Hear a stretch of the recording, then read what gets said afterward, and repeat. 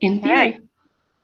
Excellent. So, and I'm going to put up our little anti-bullying policy page right now. So just, yeah, as a reminder, if you have your camera and mic on, you are consenting for your voice and or image to be used in this presentation. So if you're not okay with that, just go ahead and turn off the camera or the mic. You can still totally, whoops, that was the wrong button. Done. Present is what I meant to say. Okay, so we always want to start out all of our classes with this announcement.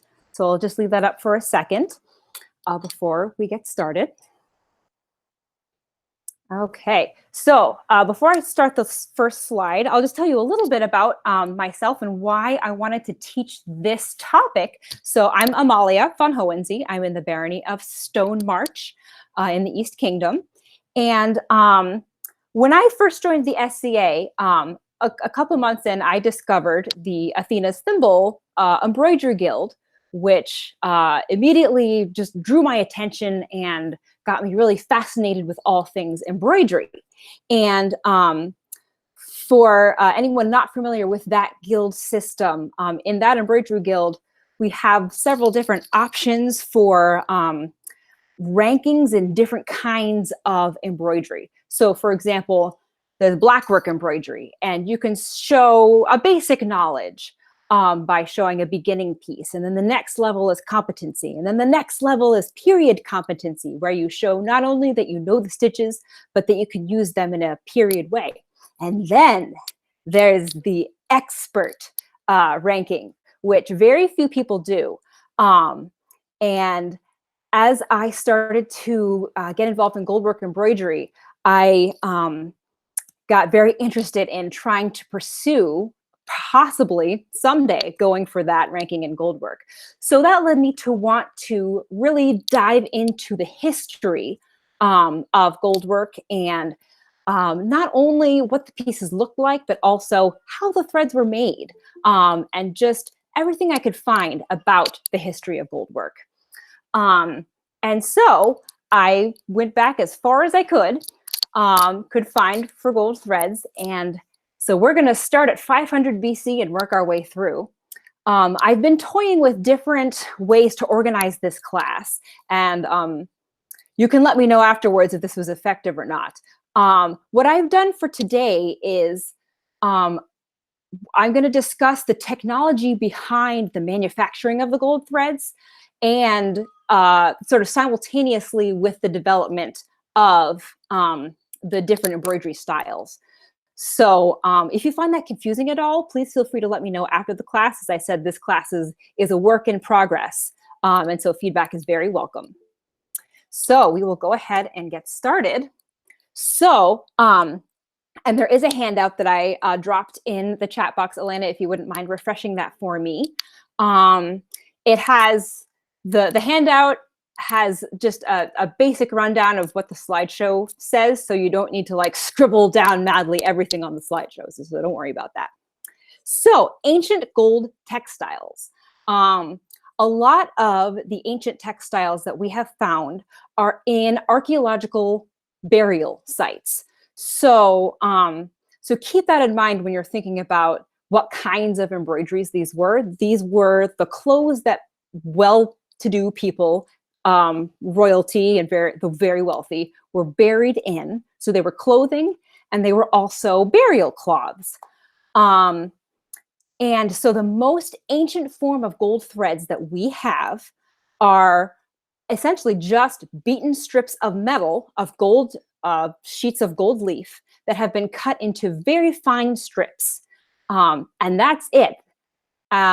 Those threads are mostly used for weaving because, as you can imagine, a strip of just plain metal is not going to be very flexible. It's going to be very conducive to tearing. And so probably not the best for embroidery. The earliest surviving example of embroidery that I personally have read about comes from the 5th century BCE in Athens. There may be earlier stuff, I just have not personally encountered it. And this was specifically an embroidered burial outfit. And the images was of a lion inside a lozenge design, which just goes to show that they were already using geometric motifs with natural world motifs even back then. And this is a pattern that you find, I mean, really throughout the entire history of embroidery period, not just goldwork, that we find the geometric and the natural world are fascinating embroidery subjects. So I want to take a minute to talk about the types of gold threads that were found in antiquity. Because, in fact, these types of gold threads lasted for the next 1,500 years or so, really until about 1100 AD is the next change that we see in technology. So from 500 BC to about the 11th century AD, we see gold threads. They can be those just cut up sheets of metal that I was just talking about. But there were also two other options. So those cut up sheets of metal could then be wound around a fiber core. And this made for a much more flexible thread that could be couched down on top of material for embroidery. So the strips of metal that have been found in these archaeological sites are between 0.1 and 0.4 millimeters wide. And the reason why I point that out is because Tudor threads 2,000 years later have a very similar width of the gold threads. So they had a pretty sophisticated gold thread manufacturing technology even in antiquity. So that's a really interesting thing to keep in mind. And the percentage of gold in these threads was very high, often over 70%. And in fact, I believe often 90% or above. So these are essentially pure gold, gold leaf that has been cut into strips and wound around a fiber core. There was also one other option that we don't see as much in the archaeological finds in the ancient world, but it's worth mentioning. And that is gold threads made from strips of gilded membrane. So that membrane, it's something organic that came from an animal. It could be parchment, it could be leather, it could be paper. So paper doesn't come from an animal, but you get the point. Some kind of gilded membrane that's cut into little strips and wound around a fiber core. So these are called membrane threads. And I want to just take a brief tangent before we get into the Western embroidery to talk about membrane threads, because I think this is a place where people tend to get confused as modern embroiderers.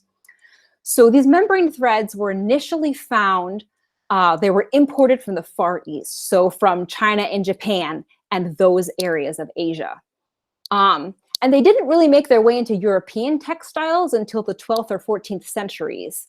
And they were mostly found in weaving, not embroidery, in European textiles. So that's important to keep in mind, that it's just European textiles I'm talking about right now.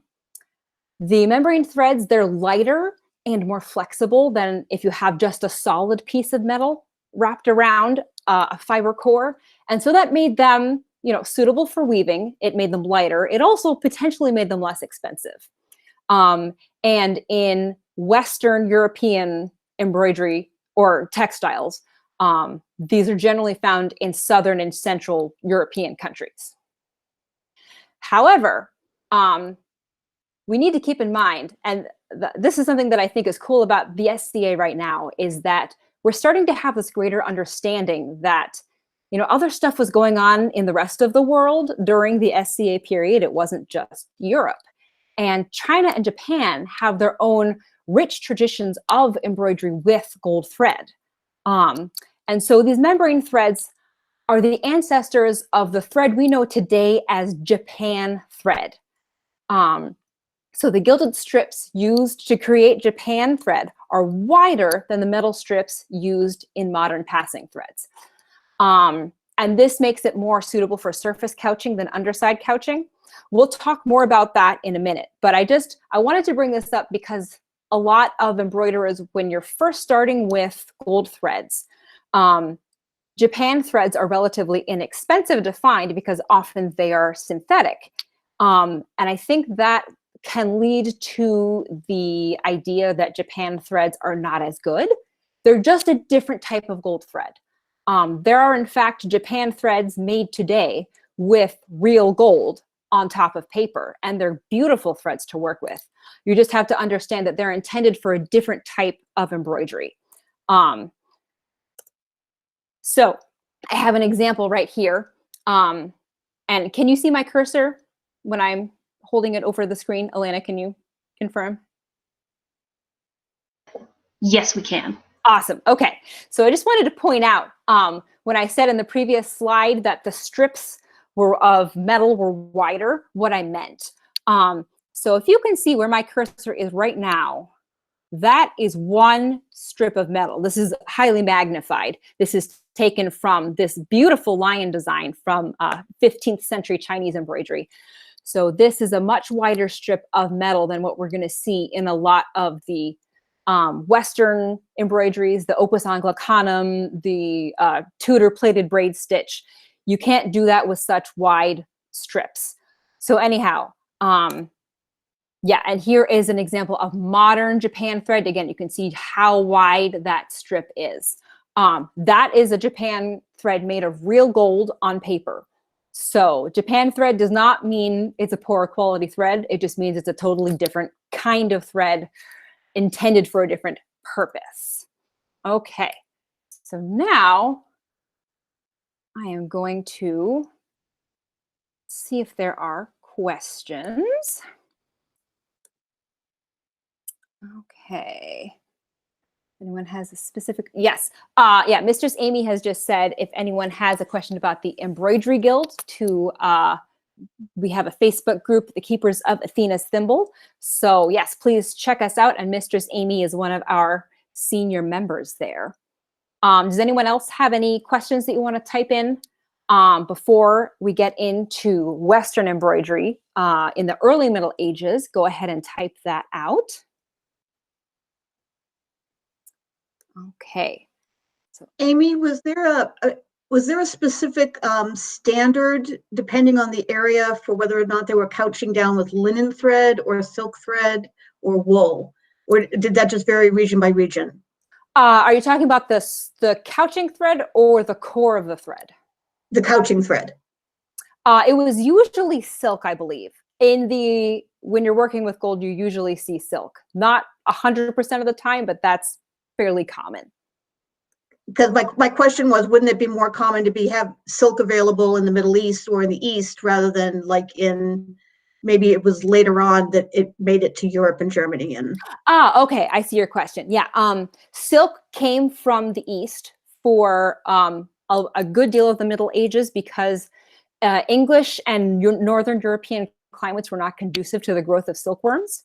I believe Spain and Italy began their own silk trade around the 12th century, though. So yes, silk was more available in the East, but there was a lot of trade going on already at this point. So there was definitely silk available in Europe. Does that answer your question? Oops, I keep doing. Okay, we will continue into the early Middle Ages. So again, that was a brief tangent on Eastern embroidery. Now we're back to the West. So early gold, or this should say goldwork in the early Middle Ages. So this is a prime example. This is probably the most famous example of English goldwork embroidery before the age of Opus Anglicanum. This is the St. Cuthbert maniple. There's a maniple and a stole that are associated with St. Cuthbert at the Durham Cathedral in England.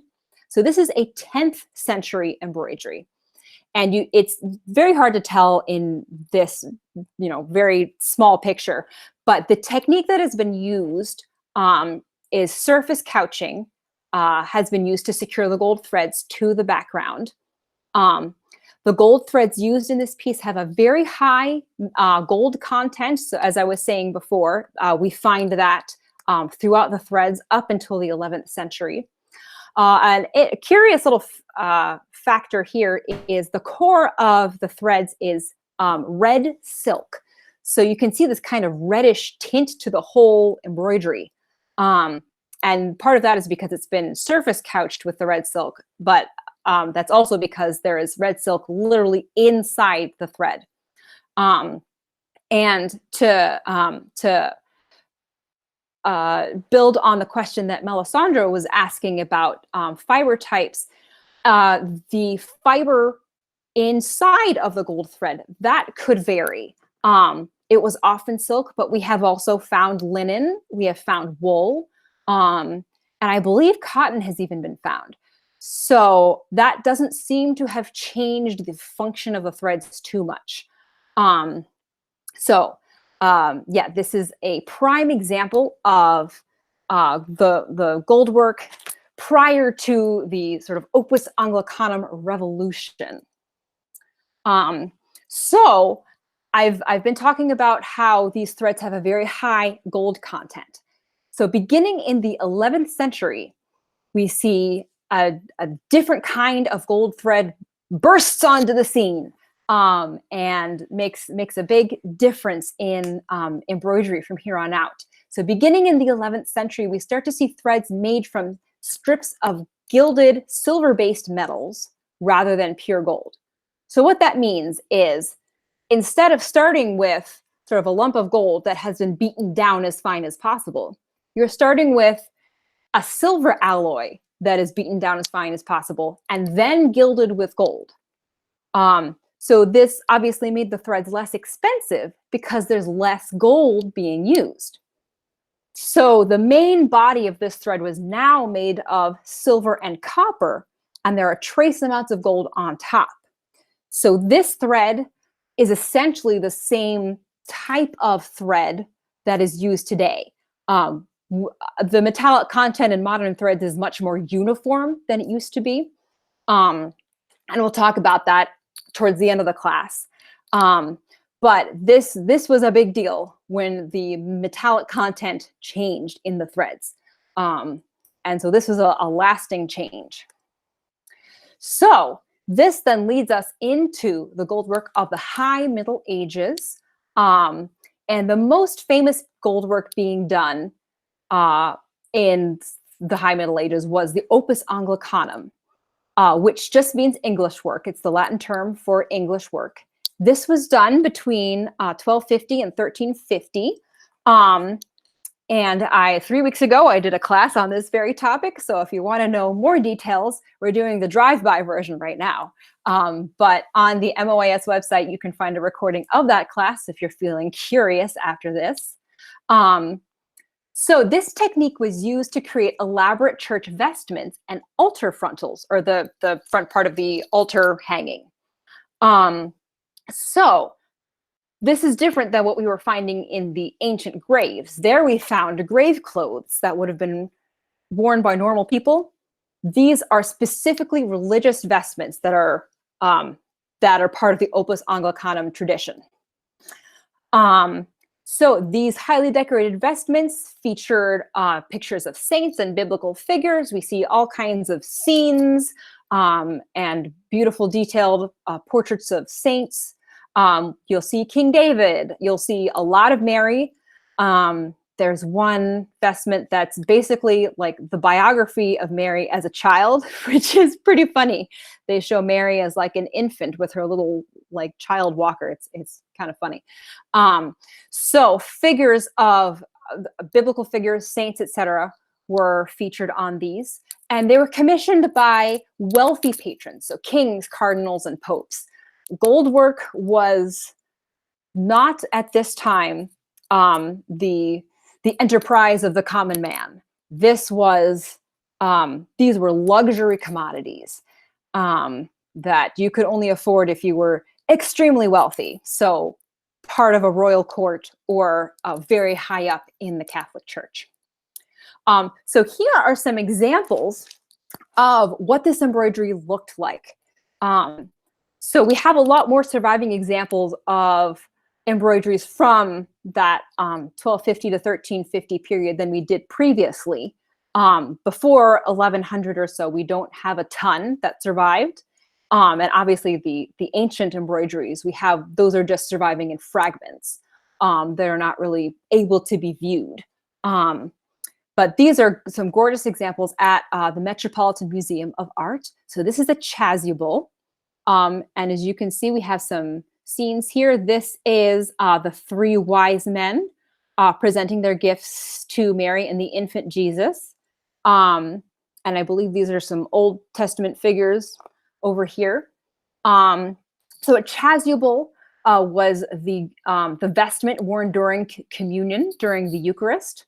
And that was a tabard-like vestment, as opposed to the cope, which is this beautiful semicircular cape-like vestment that was worn during processions. And you can see here, there's kind of a complex layout because these would have been worn as capes, as I said. And the figures are laid out in such a way that you can see them. You can see kind of a full scene no matter what angle of the priest you are seeing as he is processing down the aisle. So it's really an interesting feat of sort of artistic engineering, the way that they've laid out how the people are standing and sitting. And you see the crucifixion is the central image, and then the ascended Christ is at the top. So there's a lot of iconography and storytelling going on in this cope. And this is very typical of the kinds of scenes you would find. And with Opus Anglicanum, we see the entrance of a new goldwork technique, which is underside couching. So up until now, goldwork embroideries had featured only surface couching. So that surface couching, basically, if you're not familiar with this embroidery technique, you have your fabric and then you have your gold thread on top, and then you're sewing over the gold thread with another fiber of some sort, probably silk. And so those couching threads that are holding the gold thread in place are on top of the fabric. So that's called surface couching because it's on the surface of the fabric. Underside couching pulls a little tiny nubbin of gold thread through to the back of the embroidery. So instead of sort of a flat piece of gold thread, you have gold thread with these sort of kinks in them as they go through to the back side. And what this did was it reduced abrasion, because if you think about it, on surface couching, all of those couching threads are on top, and those are going to brush against things and get more easily damaged and more easily fall out. Whereas if the couching is on the inside of the garment, essentially, there's less abrasion going on. Most of these garments were lined. And so there's less potential for damage. And also, underside couching it essentially made the gold threads almost part of the weaving of the textile. And so you have this amazing flexibility. The vestment is able to move with you, move with the wearer much more fluidly than you find with the surface couching. So where did underside couching come from? Historians believe that this technique, may have been inherited from the Muslim embroiderers that were in Spain and Sicily. And when the Normans conquered Muslim Sicily in 1077, that technique then became part of the European embroidery vocabulary. And amazingly, so this beautiful coronation robe of Roger II is quite possibly the very first example we have of underside couching. And I love these photos so much because literally I read that in a book, and then Mistress Elena posted these pictures from her trip to the Vienna Imperial Treasury, where she saw these in person. So these are Mistress Elena's pictures of this robe, which was made by Muslim embroiderers. So I thought that was a really fascinating tidbit. Again, so much of Western embroidery is not just from Western Europe. We have the Chinese threads, and we have these Muslim embroiderers. So it's truly already an international craft and industry. So the golden age of Opus Anglicanum. So these embroideries have achieved amazing complexity using only 2 main stitches. So the 2 stitches used in Opus Anglicanum, it's just split stitch for the colored silks and underside couching for the gold. And the embroiderers are able to achieve these amazing shadings within the garments and expressivity within the faces using just those 2 embroidery stitches. Underside couching patterns could be as simple as an alternating brick stitch or as complex as a brocade-like pattern with both a vertical and a horizontal thread component. And I'm going to show you pictures of that in just a second, so you'll see what I mean. So the way that these underside couching patterns were done on the fabric is that they could either be counted if it was a more simple design, counted just like you would count cross stitch or needlepoint or anything like that, or it could be drawn onto the fabric by an artist. And so all of the threads that have been studied in Opus Anglicanum embroidery are using the gilt silver rather than the pure gold threads. So as I said, the gilt silver are the threads that are being used from here forward. And I have a conjecture about that, and this has not been confirmed by any research that I've done, but I wonder if maybe the gilt silver threads are more durable and therefore are able to survive passing through the fabric, which is what happens when you do underside couching, that they're more durable than pure gold threads, because pure gold is more malleable. So anyhow, I don't know if that's a thing, but when I saw that the silver gilt thread technology and the underside couching technique seemed to coincide historically at around the same time, it made me wonder, who knows? But I thought that was a cool thing to observe. So here are some examples of those 2 different types of underside couching. This is another piece of Opus Anglicanum at the Metropolitan Museum of Art. So if you notice, this pattern, it looks complex, but it's actually quite simple when you look at it. It's just long, short, short, long, short, short. And so this could easily be counted into your design. So, and I talk about in my other class that I taught a few weeks ago, I created my own piece of Opus Anglicanum embroidery, and this was the background that I used. And that's exactly how I did it. I counted it instead of drawing it, because it creates a much more exact pattern than if you're just trying to follow your pencil lines.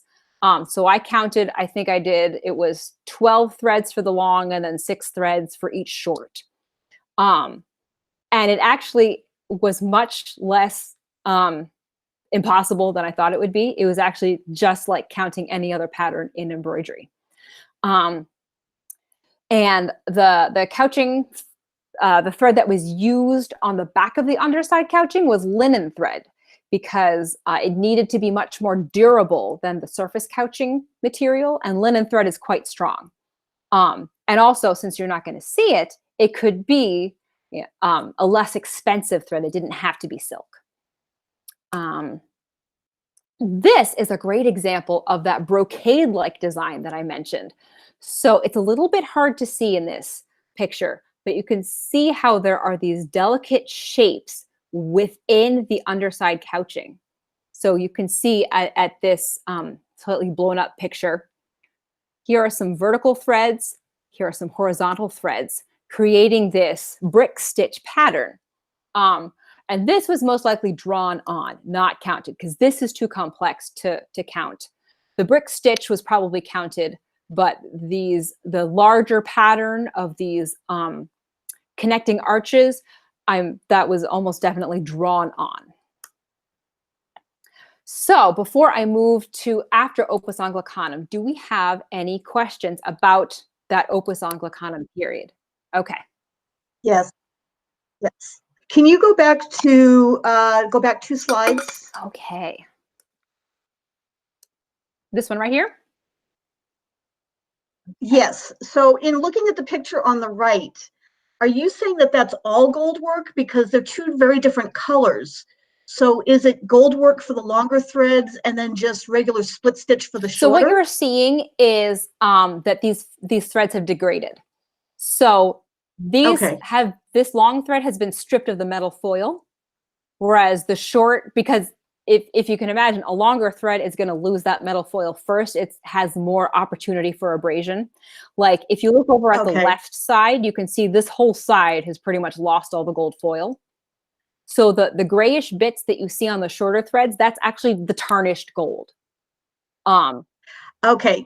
Because just looking at it, it looks like we have two different types of thread, that they deliberately did like a flame stitch kind of Bargello type Yeah, thing. that's a really good question. Yeah. No, it would have looked very uniform. Let's see. I will. So it would have been a very, very subtle type of texture just based on the length of the stitch because it all would have been the same color in the beginning. Let's see. Yeah. So let me show you my recreation because I think that'll answer your question. So this is it.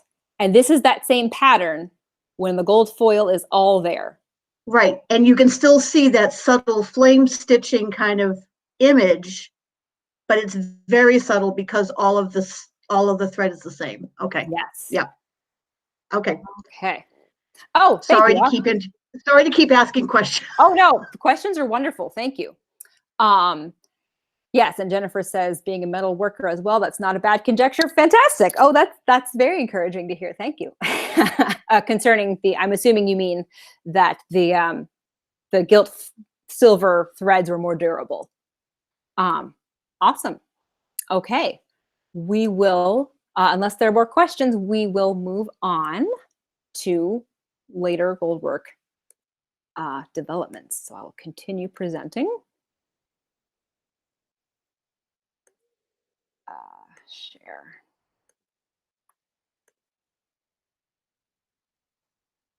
Okay, so after Opus Anglicanum, so as the 14th century progressed, the demand for luxury church goods led to the need for a faster method of production.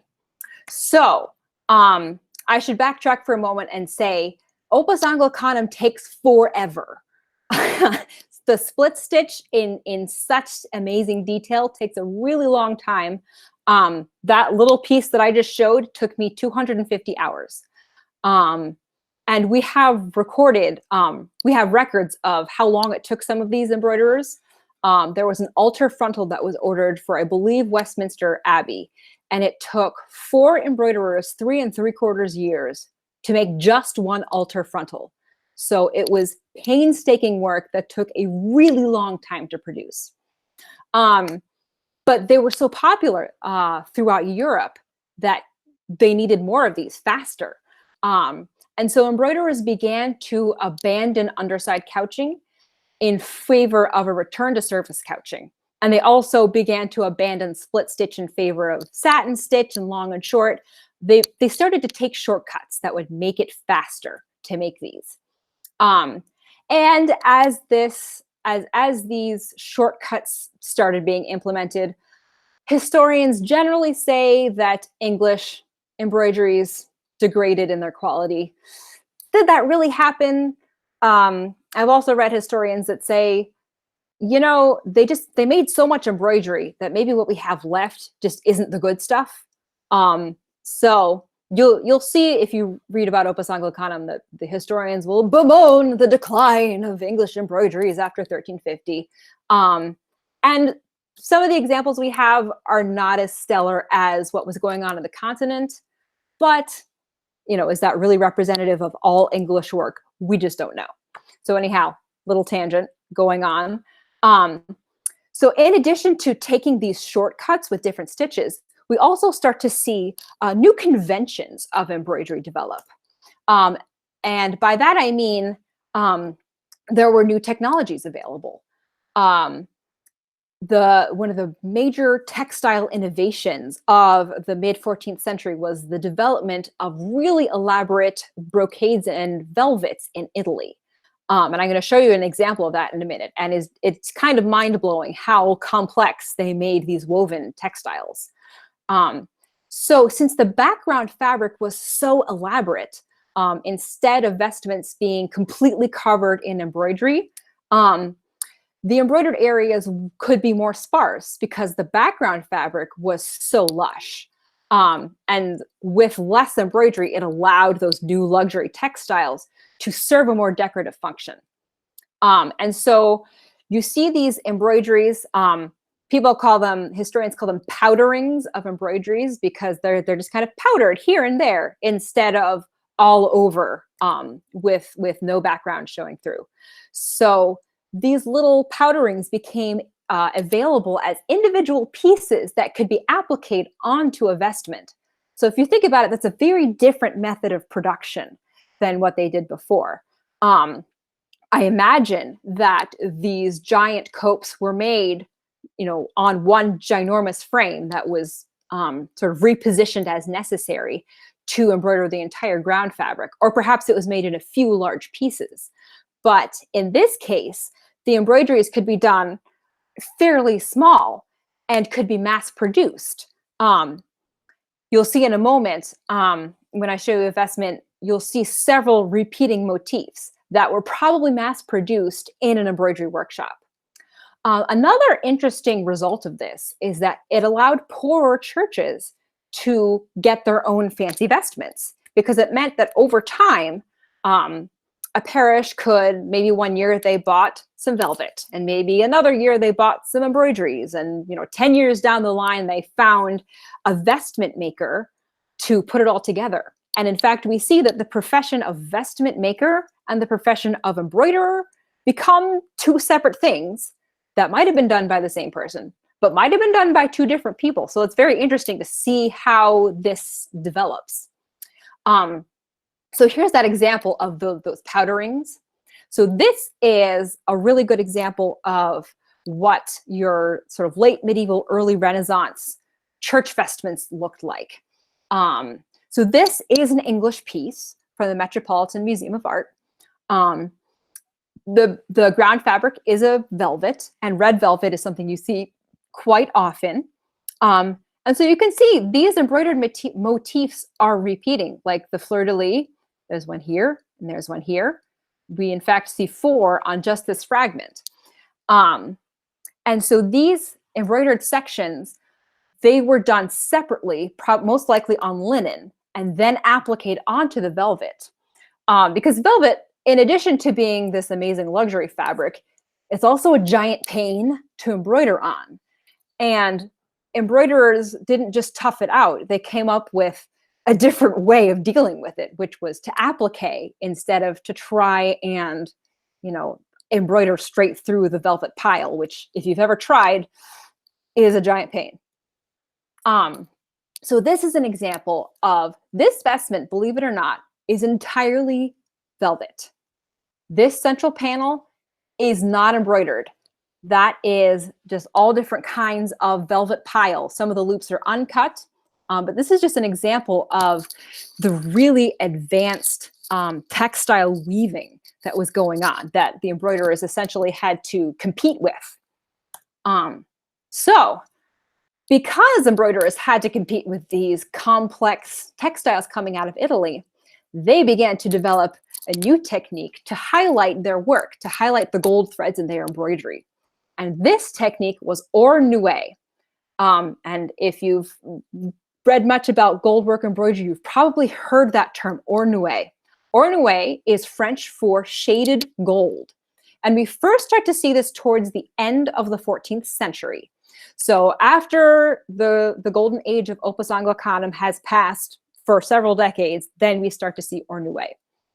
And ornoué was not started in England. Historians disagree whether it first appeared in France or the Netherlands, but this is a great example of how the embroidery done in continental Europe was overtaking the English embroideries in that respect. They had developed a new technique. And so Ornaway, it really shows the technical excellence and artistry of the embroiderer. This technique was achieved, it's used by surface couching. So no more underside couching. We're done with that. That died with Opus Anglicanum. So Ornaway is achieved by couching down those gold threads on the surface, just like the older embroideries. But the innovation is that the surface couching was done with lots of different threads in lots of different colors and shades. And so it was essentially like painting with thread on a gold canvas. So it doesn't get much more elaborate and impressive than that.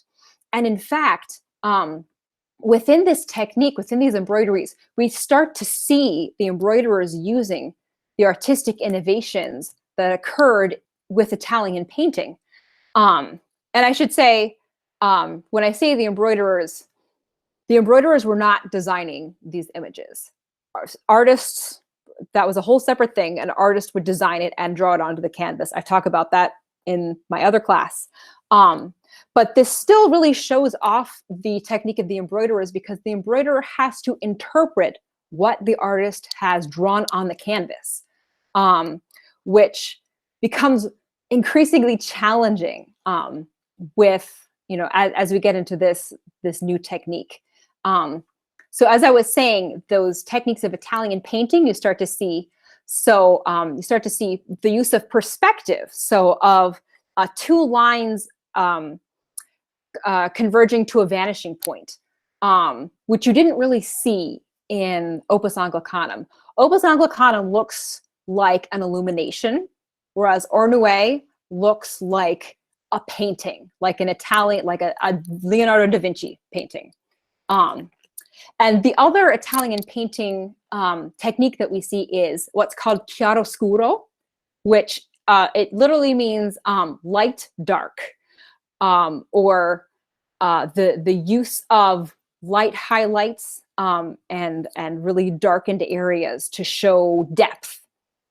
So this is one of my favorite examples of Ornaway. This is also in the Metropolitan Collection.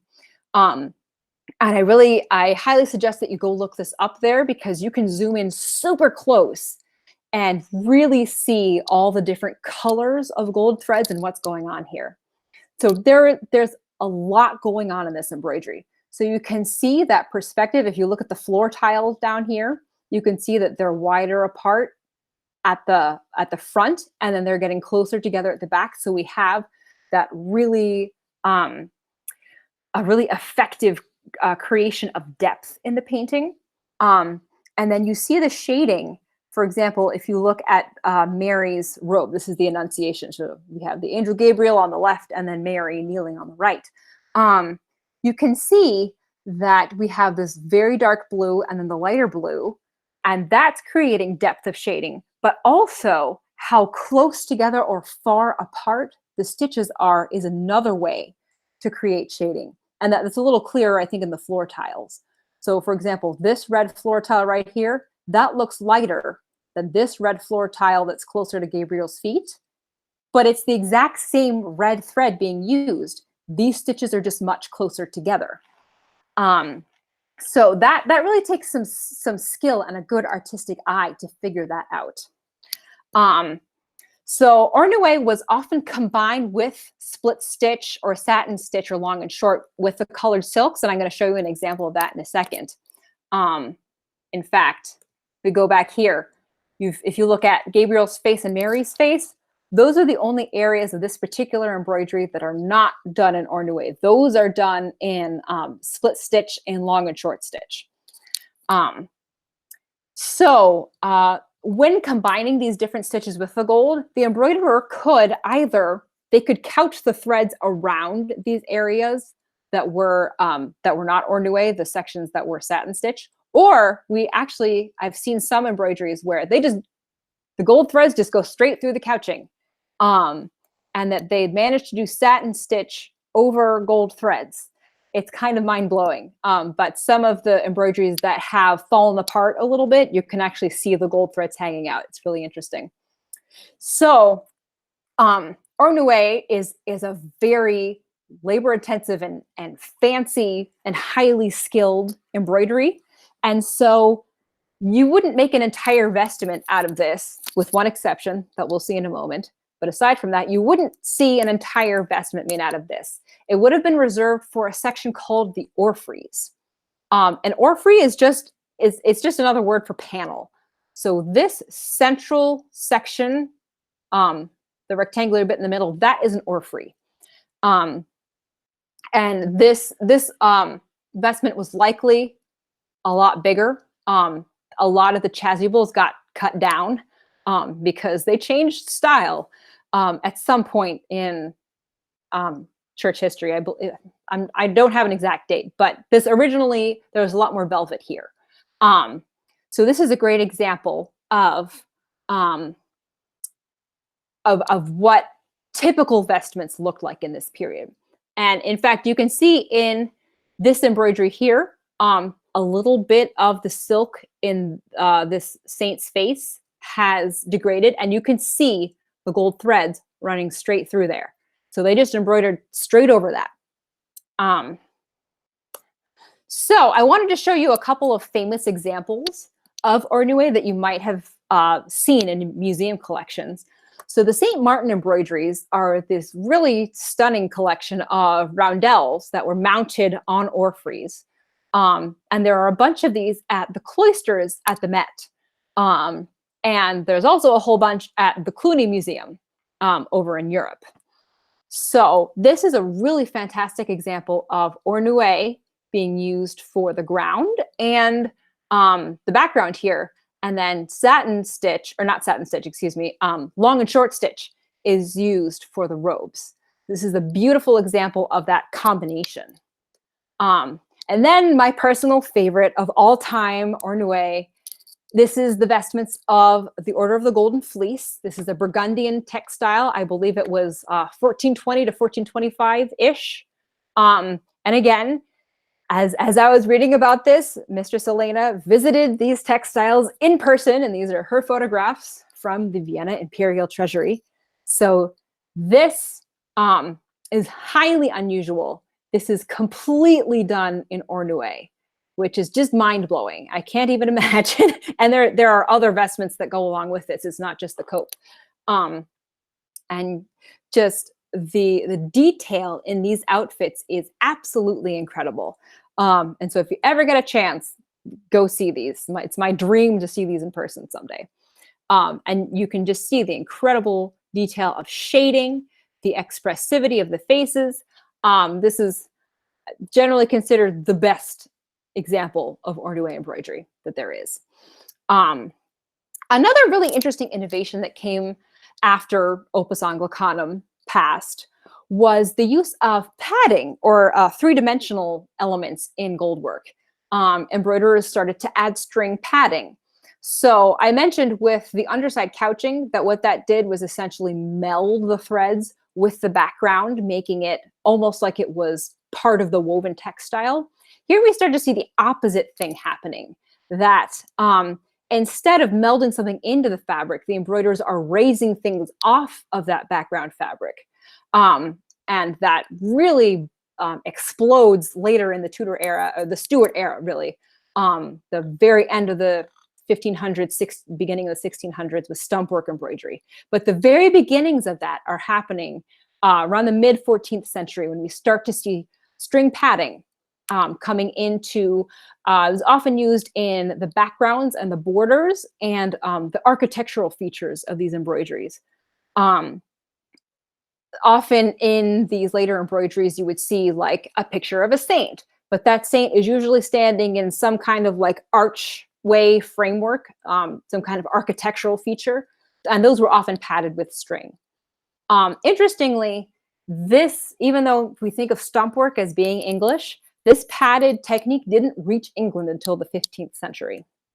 And this is a really lovely example of that padded work. This is, I'm not sure if this is an unfinished piece or if someone just took all the gold off to recover the precious metal. But this is a great example of that string padding. You can see where it's been couched down. And this is Italian in the 1330s and 40s. So this was actually done right as Opus Anglicanum was ending. So the embroidery on the continent versus England was, they weren't completely different at this point, but they did differ in many respects. So this is a great example of what was going on in Italy. So before I get to the next bit, do we have more questions? Oh, lots of stuff in the chat. Let's see here. Yes, exactly, Simona. We farm out appliques to be done later on. That's a perfect example of how this went down. Let's see. Yes, applique on the last hour before an elevation. We've never done that before.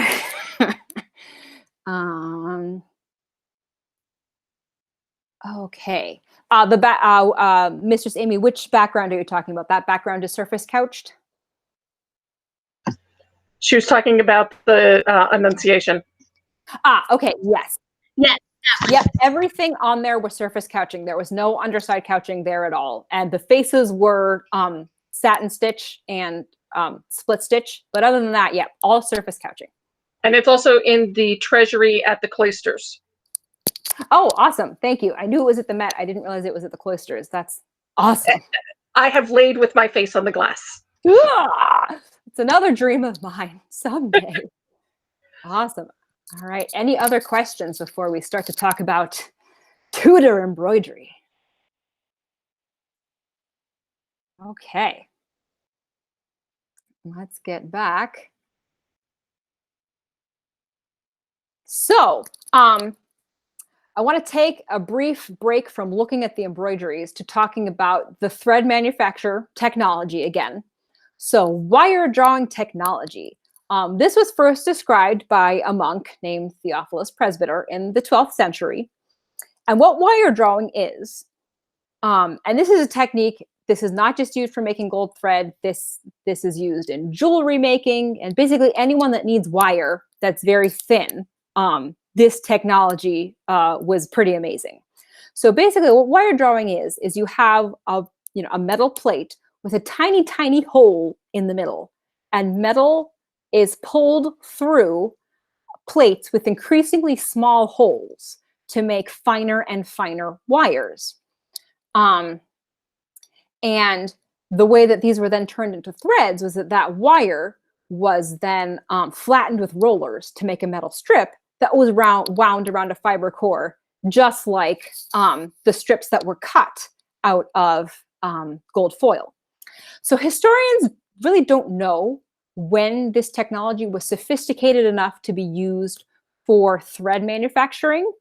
So that's why I'm talking about it at this point. Some historians think it might have existed for thread as early as the 13th or 14th century. And in just a minute, we'll talk about why we don't know.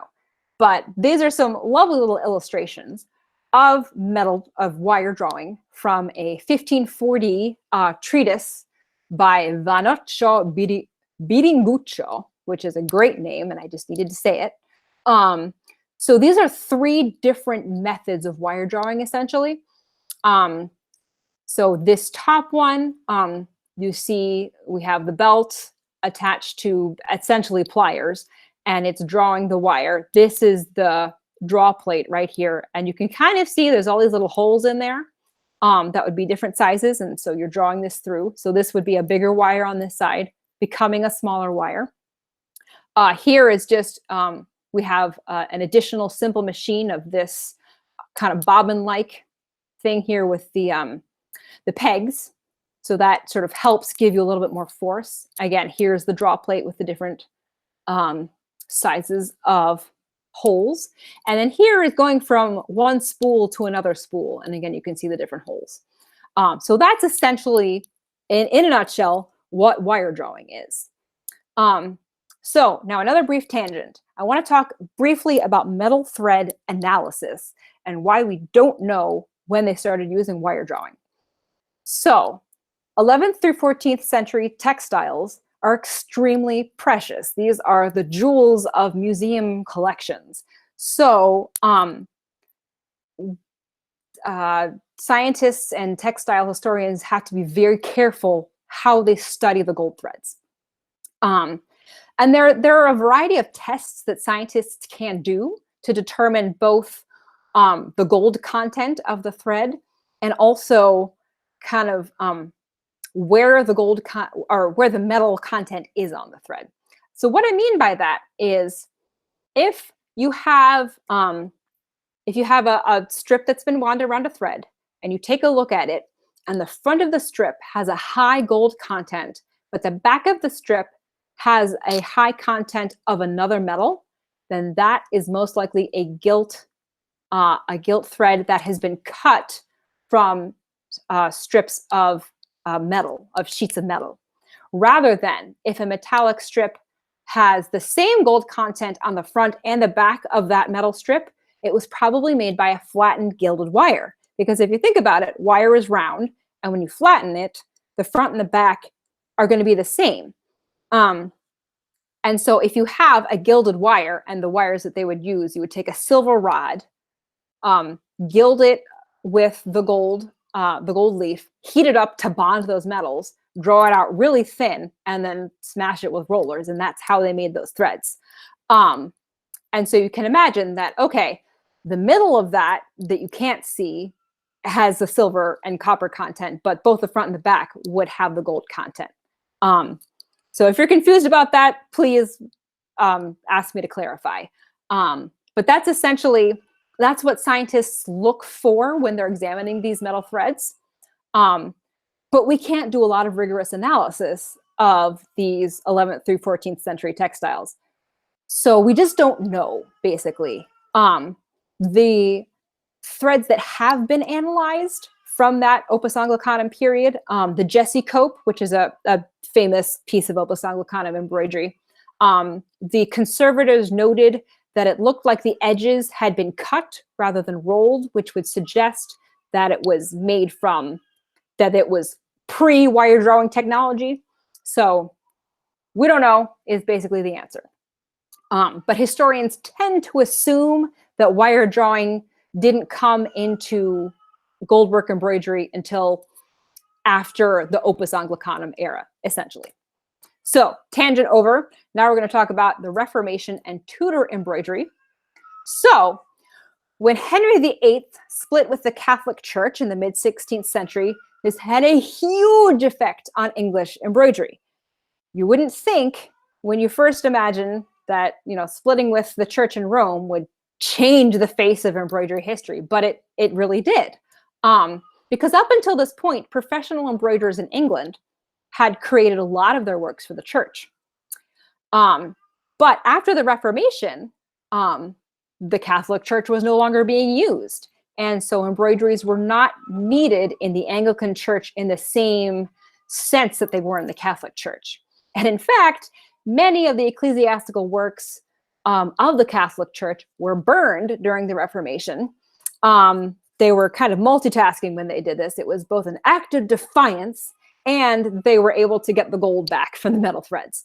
So it was recycling and defiance at the same time. And so the Reformation, the fact that professional embroiderers didn't need to concentrate on church embroidery in England, this caused a major divergence, from the embroideries done in continental Europe. Because if you look at embroideries that are being done in the rest of Europe during the 1500s especially, they look fairly similar to what came the century before. Some of the techniques change and some of the artistic aspect gets more sophisticated, but it's the same kind of thing. Whereas in England, we see an entirely new style of embroidery. So professional embroiderers in England replaced their church work with the production of luxury items for the middle class and upper classes, things like books or gloves, or they made domestic items like curtains or those wonderful little cabinets that we see in Tudor embroidery. And they also got a teaching gig. they started to teach the rising middle class how to embroider. And so in Tudor England, we start to see the rise of a new class of embroiderer, the amateur domestic embroiderer. Now, of course, I'm sure that throughout all of time, normal people were embroidering their own stuff. It's not like this was a new concept, but we had a new class of embroiderers who were able to devote a lot of time to excellence in that area. And also, we had a class of embroiderers who were able to afford gold thread. So for the first time, I believe, in gold work history, gold threads were no longer the property of only the very wealthiest strata of society. And so the stability that came with the Tudor reign meant that these increasingly wealthy middle class could invest their wealth in embroidery, their wealth and their time.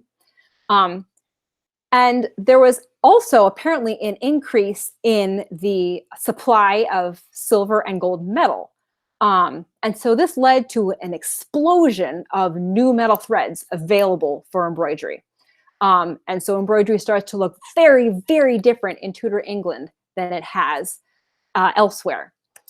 Also in the 1560s, water-powered wire drawing came to England. So no longer did you have to use just your own strength plus a simple machine to draw these wires. You could use the Thames River to do it for you.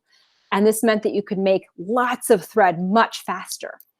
And so a whole new class of threads began to develop.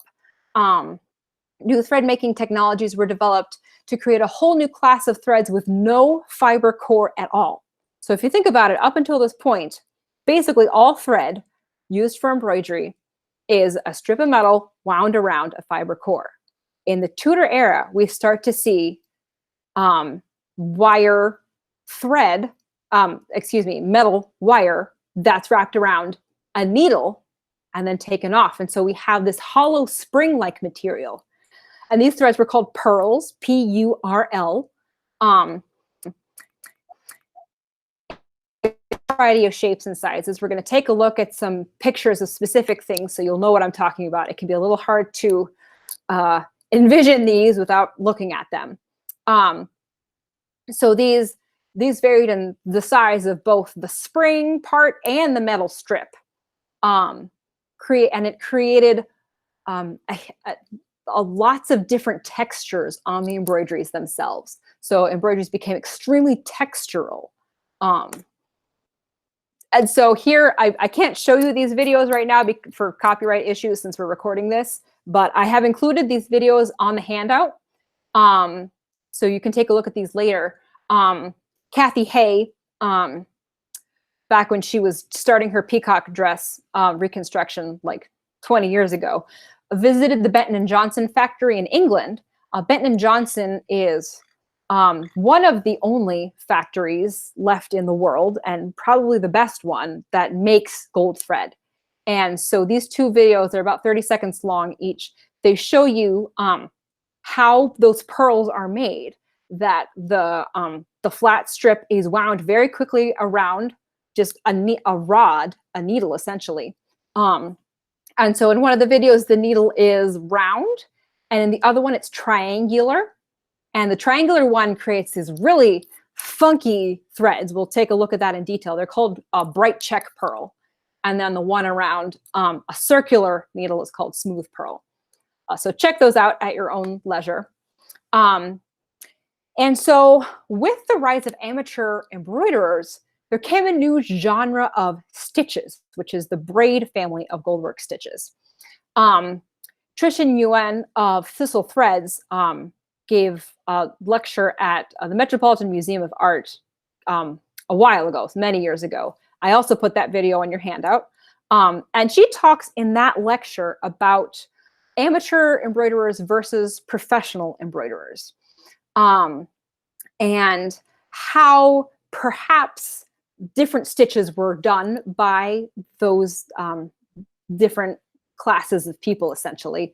And so it was her belief that these braided stitches were more done by the amateur embroiderers. So these stitches use up an enormous amount of gold thread. And in fact, this is the first time we start to see gold thread wasted on the back of the fabric. In underside couching, you see these little tiny nubbins of gold, but plated braid stitch, you see like whole strips of thread on the back.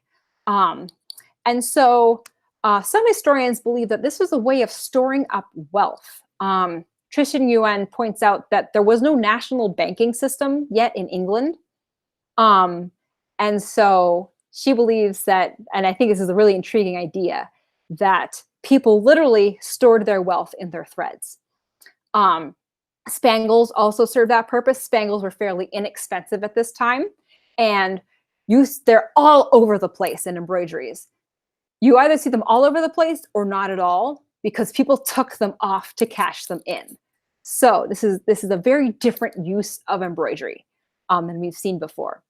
And so the complex braid stitches were likely taught to domestic embroiderers by professionals. Again, this was a new way for professionals to ply their trade. Whereas the embroideries that we see coming out of professional workshops was likely the pieces that had a lot of like cut work with pearl, stuff that takes a lot of precision but isn't as time consuming. So it's an interesting idea that Tristan Yuen put forth, and I thought it was cool, so I wanted to share it with you all.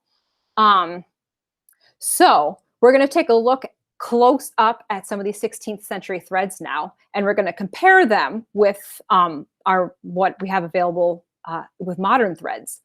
So, and I wanted to point out the Metropolitan Museum of Art Textile Conservation Department has an amazing Pinterest board that I wanted you all to know about. This link is also on your handout.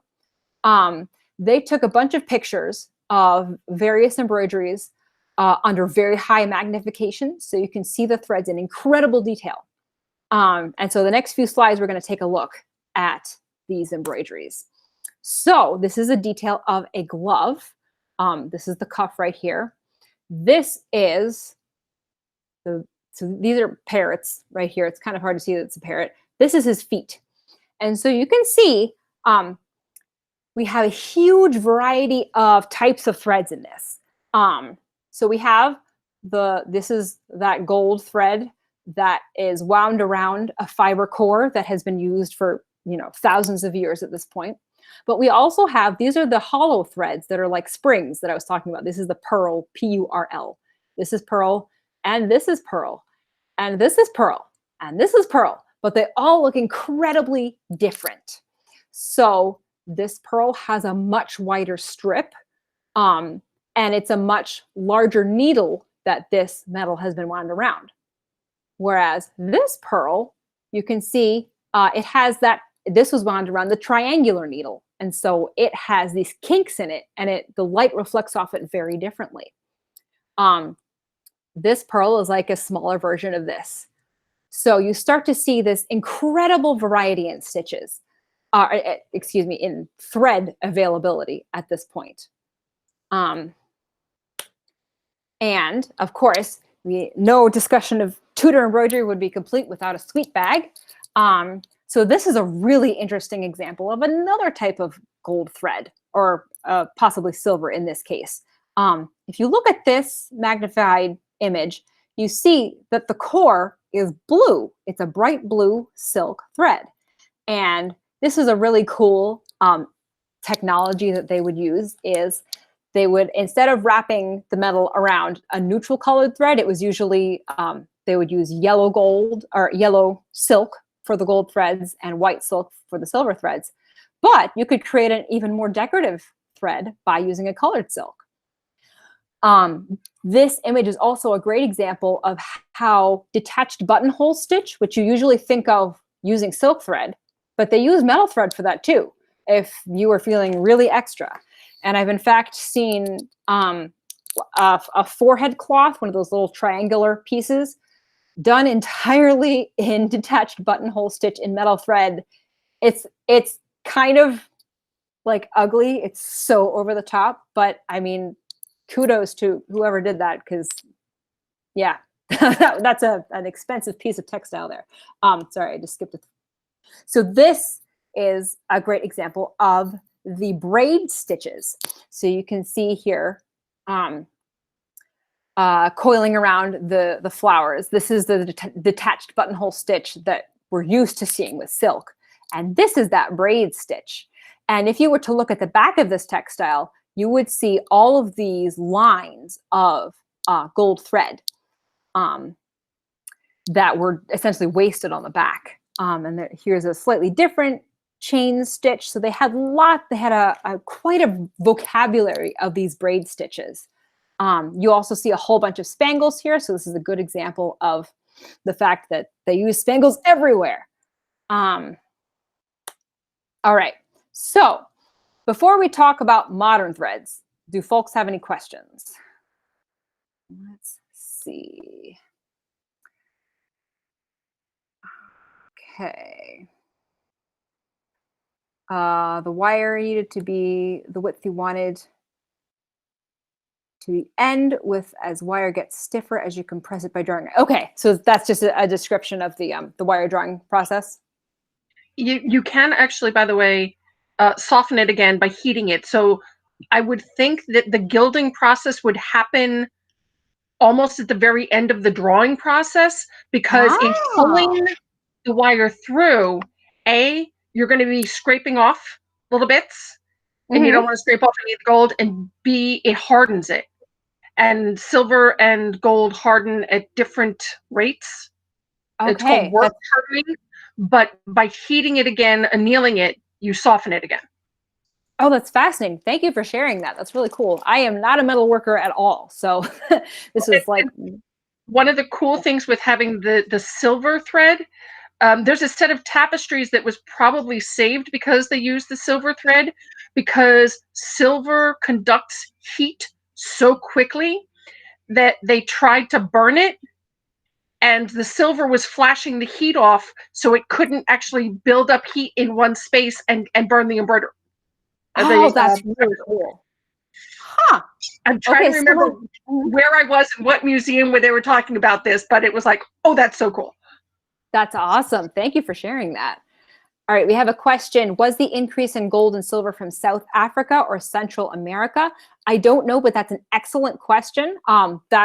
So full disclosure, I've been sort of researching this through the time periods. So Tudor is my least researched area at the moment, but that's a great avenue, and I will explore that next.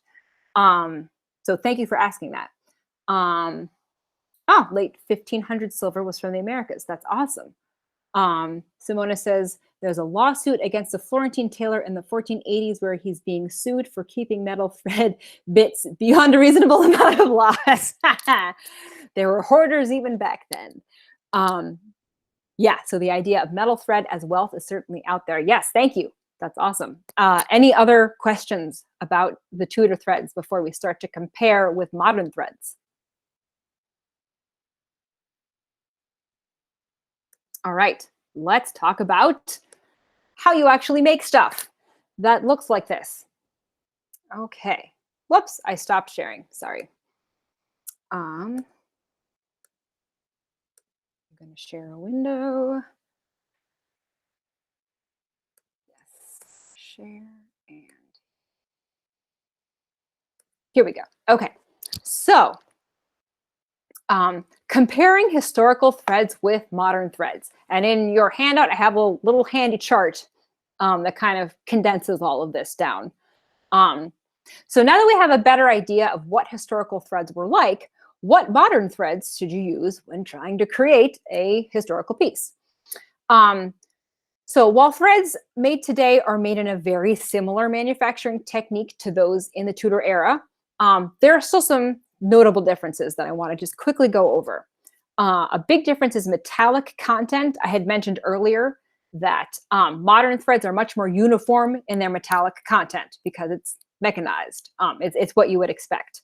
So threads today, if you go to a website or a store that sells threads, you'll see that they're available in either what's called gilt or 2% gold. The gilt is 0.5% gold as opposed to the 2%. And the 2% gold is essentially, this is, it's called ceremonial gold. It's what's used in like ceremonial, like coronation robes for the queen, stuff like that in England. It's so it's very fancy grade metal. So we don't have the high gold content threads that existed before the 11th century. No one makes that stuff. It would be prohibitively expensive. So if you're trying to make an ancient gold work, you know, a piece of goldwork embroidery from ancient times, you're going to have to use a gilt silver thread because we just don't have that today. And so thread sizes are also a lot more uniform than they were in period. The glove, especially, that we were looking at with all those different sizes of threads, you're not going to find that much variety in today's wires or in today's gold threads. So you have to be a little creative in figuring that out. Just quickly, we'll talk about the pre-Tudor threads. So membrane threads, I talked about that pretty significantly before. So before the Tudor era, there were basically two options for threads. We had the membrane threads that, again, were gilded paper or parchment and that kind of thing. Or we had the threads that were made of metal strips or metal sheets that were cut into strips. And both of those were wound around fiber cores. So today, membrane threads are called Japan threads. A lot of Japan threads, when you see them in a store, they're going to be synthetic. The only place that I've seen the real gold version is the Japan Embroidery Center store, which is, I think it's 22 karat gold on paper. And it's lovely stuff. This up here is from the Japan Embroidery Center. The most important thing to remember about Japan threads is they have a wider strip than the other type of thread. And so you can't use it for underside couching. If you try to use it for underside couching, the paper or the plastic is going to buckle in weird ways, and it's just not going to work for you the way that you're hoping. So it's not because Japan thread is an inferior thread. It's just, as I said before, it's a different thread. So the non-membrane threads for pre-Tudor and Tudor embroidery also, the modern equivalent for these threads are what we now call passing thread, because it's gold threads that you can pass through the fabric as opposed to just couching on top. Or in the case of underside couching, I recommend using tambour thread. So you can see in this picture, I was trying to get a really close-up picture of this thread. You can see how tiny those wraps are compared to that Japan thread. So that's going to pass, that's going to take a curve or a sharp corner more successfully than that Japan thread. One thing to keep in mind about the passing thread, especially when you're looking at underside couching, is that passing thread today is manufactured to have a stiffer core so that it will hold lovely shapes on the surface of your work. So that's why I recommend using tambour thread if you're going to do underside couching. And I talk a lot about that in my Opus Anglicanum class. So you want to use tambour thread for underside couching because the core of that thread is a lot more flexible and it's going to pass through the fabric a lot more successfully. So the finest threads that were found in Opus Anglicanum pieces were 0.25 to 0.3 millimeters wide, which in modern thread translates to a size 3 passing thread. Tambour thread is a tiny bit smaller, but it works just great for underside couching. Take my word for it. I tried 6 different threads, and that was the only one that worked for underside couching. So now, the Tudor threads. So this little central picture here, I have some modern threads that you would find. This is called smooth pearl, and that is strips of metal, a very, very tiny strip that is wound around a round needle. This is called wire. Oh no, I think this is bright check. There's bright check and wire check, and they look very similar, which is that triangular, needle. And this is called pearl. So P-E-A-R-L, P-U-R-L. It's kind of confusing, but it kind of looks like pearls. That's how you remember it. So these are threads that you commonly see today available for goldwork embroidery. I do not believe that pearl was used in the embroidery of the Tudor era. I think pearl came along a little bit later. I could be proven wrong about this, but I have not seen any of that in the Tudor embroideries that I have looked at. It is a lot more similar to a thread that's called lizarine thread, and I'm going to show you that in just a second.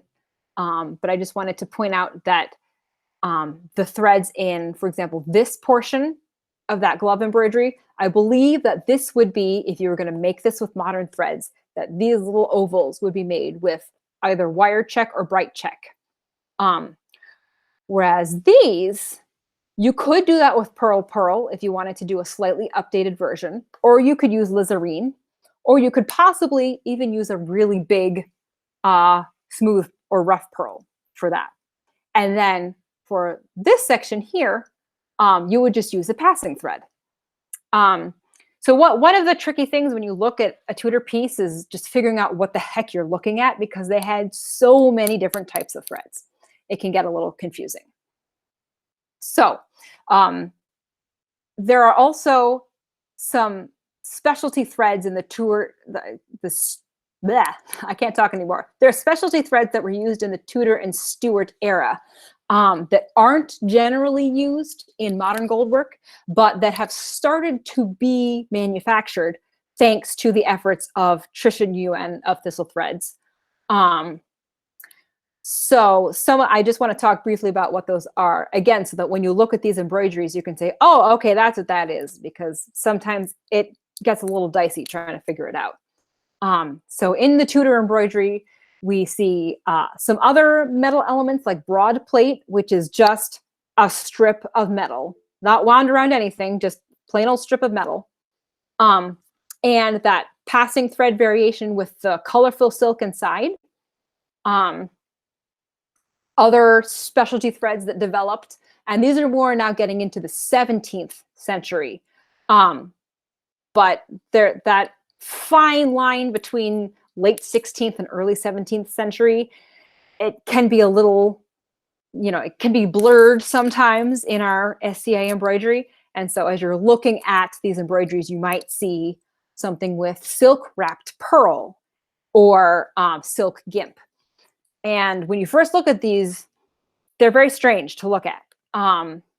This is a great example of silk wrapped pearl. This is from a 17th century mirror, embroidery around a mirror. So silk wrapped pearl is pearl, P-U-R-L, that metal that has been wrapped around a needle. But before it's wrapped around a needle, it is first wrapped with silk. So there is a metal core. This is kind of the opposite of passing thread in a weird way. Instead of metal with a fiber core, it's fiber with a metal core. That makes these really funky little coils. So here it is stretched out, and here it is looped in a little O.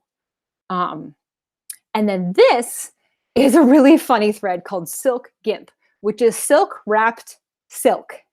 And that just shows you how extra they got by the beginning of the 17th century. So there's a silk core wrapped with a whole bunch of different silk threads. So when you're looking at these late 16th, early 17th century embroideries, and you're trying to figure out what the heck.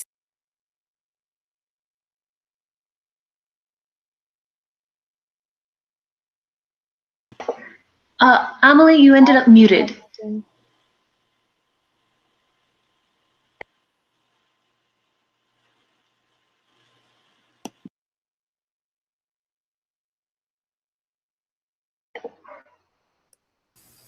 There we go. Can you hear me?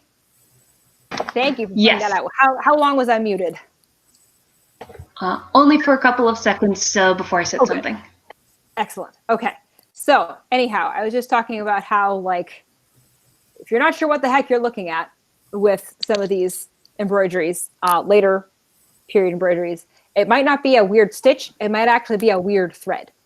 And these are available You can buy these in limited quantities at Thistle Threads. Trishan Yuen did have these threads brought back into manufacturing so that she could make her fun historical textiles. All right, and I believe that is my last slide. Let's see, so I'm going to exit the slideshow. I just want to show you a few while I'm screen sharing.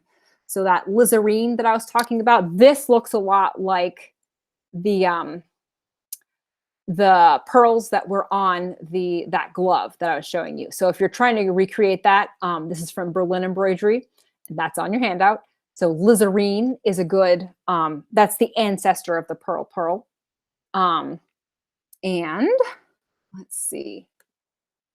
Yeah, this is that, this isn't quite the same thing as what we saw on the sweet bag. With the sweet bag, what we saw was a more dense metal, but this is as close as you're going to find to the modern version of that with the metal wrapped silk. Okay, that is it. As I try to get back to our screen. There we go. All right. Let's see, what questions do people have or comments? Okay. Would I please post the link to my other class? Okay, Elaine, would you mind taking care of that? I will grab it. Awesome. Let's see. If you use the Japanese with a paper core, would it be counterindicated for use with repairing priest vestments specifically? And will the paper degrade and be compromised if the piece gets wet? So in general, you don't want to get gold work wet ever, period. It's not good for the threads. I have never dared to get any of my gold work wet. So I would just not recommend that in general. In terms of repairing vestments, you could absolutely use that. I would take a look at what thread was used on the vestment originally and see if you can determine if it's Japan thread or not. Amalie, it's definitely not Japan thread because it goes back to about 1895. So I was just thinking that the paper may not be a good option in case he spills a drop of wine or something on it. Okay. I mean, you could absolutely use passing thread.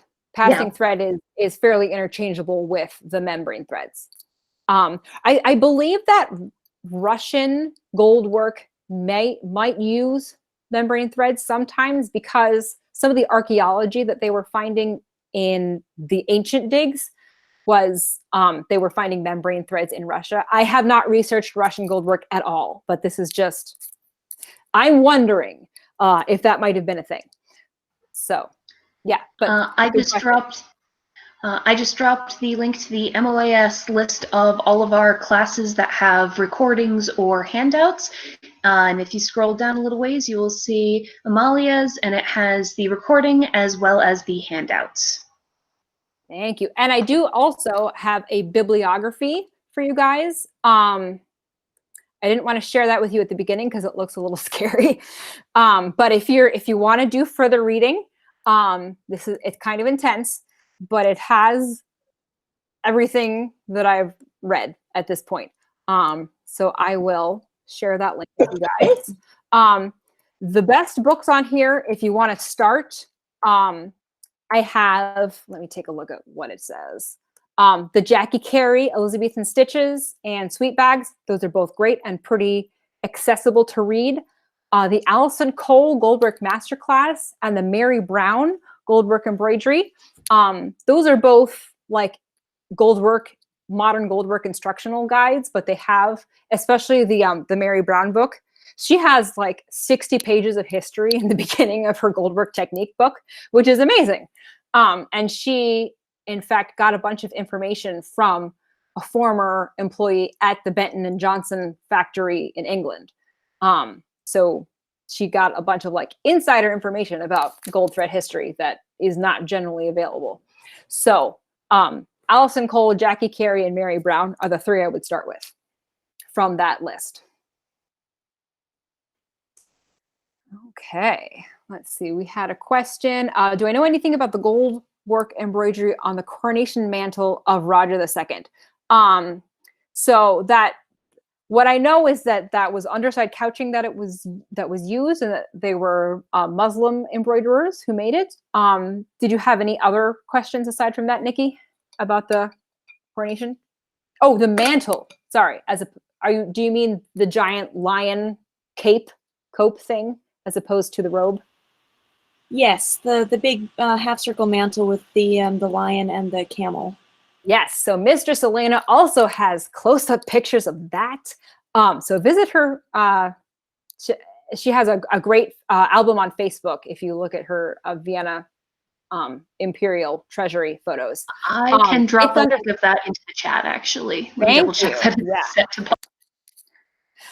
It's underside couching. It's all underside couching, which is insane to me. Yeah, when I had always thought that was like applique, like cloth of gold, but no, it's all underside couching, which is absolutely mind-blowing. Yeah, any other questions or comments, or do you have like a goldwork project that you want to share or have questions about?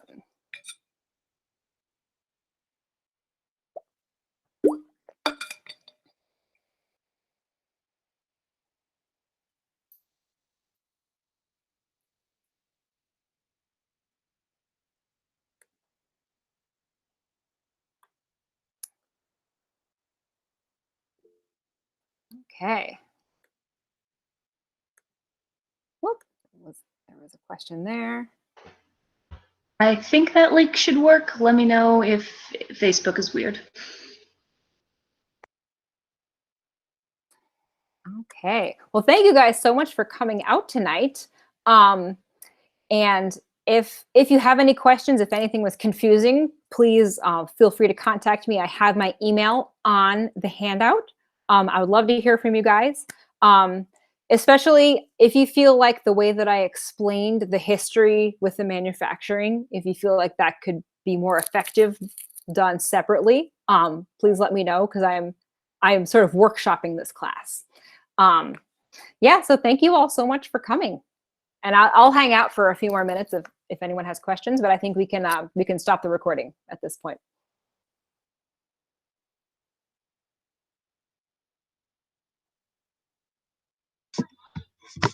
I just wanted to say, if you're coming to an event down in the New York City area, want to stay over and go to the cloisters, let me know. I'll give you crash space and take you to my happy place. Oh, fantastic. Yeah, I went to the cloisters before, like long before I was in the SCA and did any embroidery. And now I'm like, past me. Why didn't you spend more time? Yeah, that is my happy place. Yeah.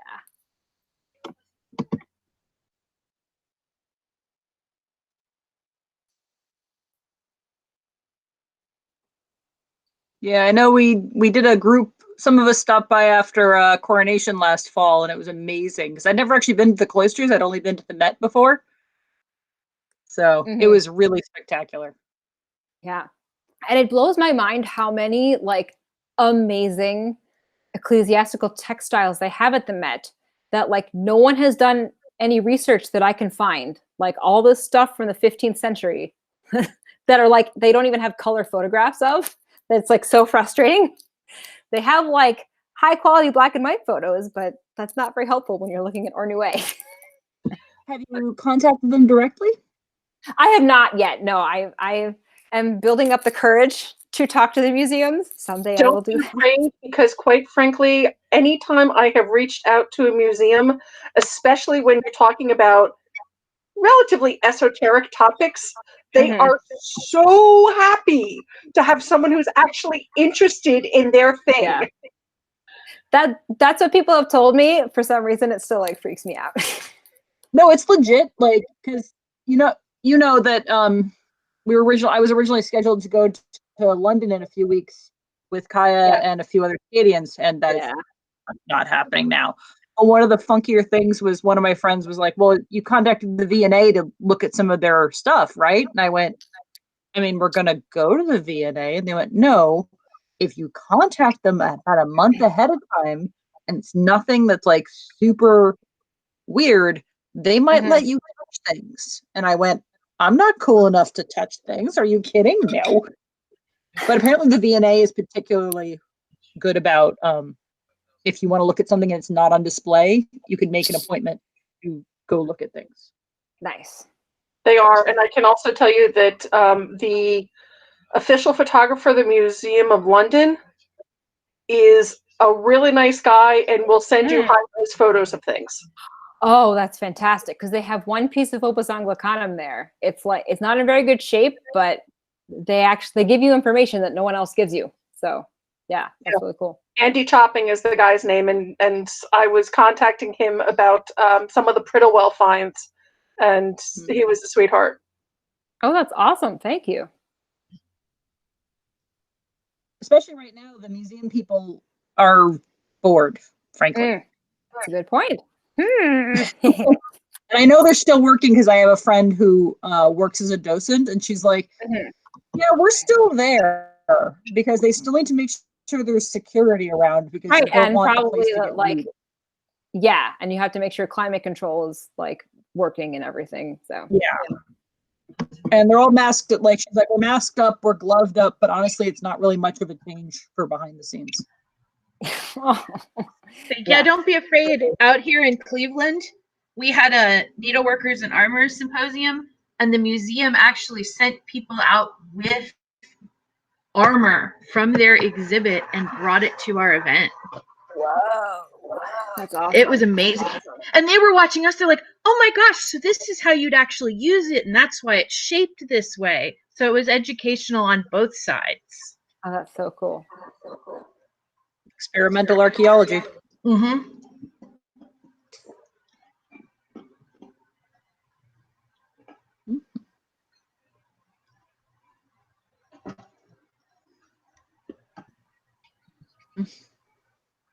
Well, thank you. Good night. Yeah, thank you so much for coming.